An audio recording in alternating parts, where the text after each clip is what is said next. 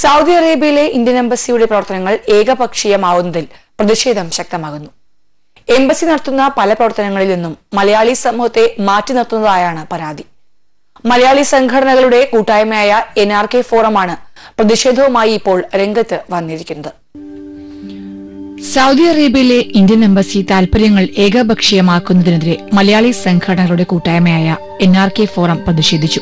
Embassy നടത്തുന്ന പല പരിപാടികളിലും മലയാളി സമൂഹത്തെ തഴയുന്നതായി നേരത്തെ തന്നെ ആക്ഷേപമുണ്ടായിരുന്നു.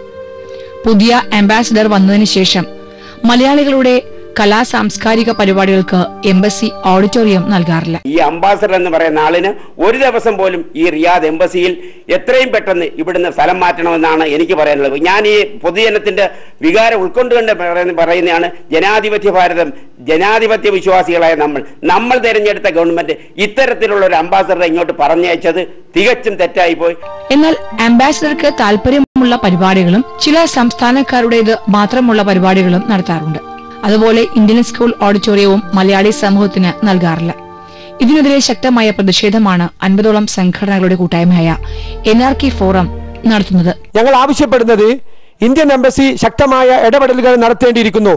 സാമൂഹ്യ പ്രവർത്തകരുടെ പിന്തുണയും സഹകരണവും ഇല്ല എങ്കിൽ റിയാദിൽ ഒരു ജീവകാരുണ്യ പ്രവർത്തനങ്ങൾക്കും എംബസിയുടെ ഉന്നമനത്തിലേക്കുള്ള വിജയത്തിന് ചാൻസ് ഉണ്ടാവുകയില്ല എന്നത് ഒരു നഗ്നസത്യമാണ് എന്ന് തിരിച്ചറിയാൻ ഇന്ത്യൻ അംബാസഡറും ഇന്ത്യൻ എംബസി അധികാരികളും ഇന്ത്യൻ ഭരണകൂടവും പ്രവാസികാര്യ വകുപ്പും തിരിച്ചറിയണം. ഈ സാഹചര്യങ്ങൾ ചൂണ്ടിക്കാട്ടി പ്രവാസികാര്യ മന്ത്രി മുതൽ കേരള മുഖ്യമന്ത്രിക്ക് വരെ പരാതി നൽകിയിരിക്കുകയാണ് NRK ഫോറം.